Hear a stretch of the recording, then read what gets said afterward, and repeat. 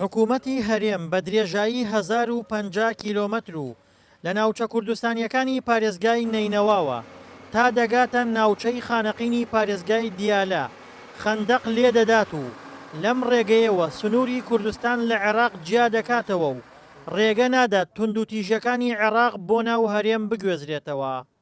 ئێمە مەبەستیمە خەندەق ئەوەیە بۆ پاراستنی ئەو سنوورەیە لە دەستی چەپەڵی ئەو شەمشەمە کوێرا داحشانە کە دایانەوێت کوردستان داگیر بکەن. بۆیە ئێمە وەکو لیوای چواری بەرگری فریاکەوتن فەوجی دوی بەرگری فریاکەوتن ئەمڕۆکەینێ لێلە لە سەنگەرەکان بەرگری لە خاکی کوردستان دەکەین.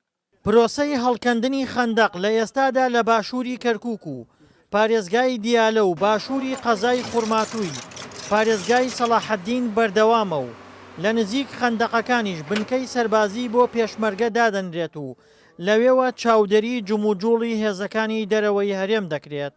بۆ پارێزگاریکردن زیاتر لە هاوڵاتیانی هەرێمی کوردستان بەتایبەت ئەو ناوچانەی کە تەماسن لەگەڵ سنوورەکانی عەرەبی سوننا بۆ زیاتر بربەستکردن لە دژ بە تیرۆریستانی داعش و زیاتر پارێزگاری لە هاوڵاتیانی کورد و دیارە ئەمە دەبێتە دوا سنووری هەرێمی کوردستان.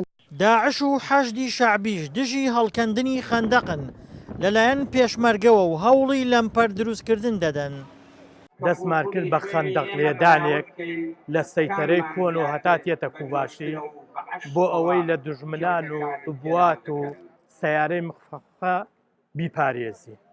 لەبەر ئەوەی ئێستاش بڕیارێک دەرچووە لای فەرماندەیی لیوا و محۆرەوە بۆ ئەوەی ڕەبیەکانمان لەسەر خەندەقەکە دابنین بۆ ئەوەی ئەمانتری بکەین شارۆچکەی جەلەولا. لایەنە عێراقیەکان ترسیان لە هەڵکەندنی خەندەق لەلایەن هەرێمەوە هەیە و پێیان وایە ئەم کارە جیاکردنەوەی هەرێمە لە عێراق. دڵشاد ئەنوەر، دەنگی ئەمەریکا، پارێزگای کەرکووک.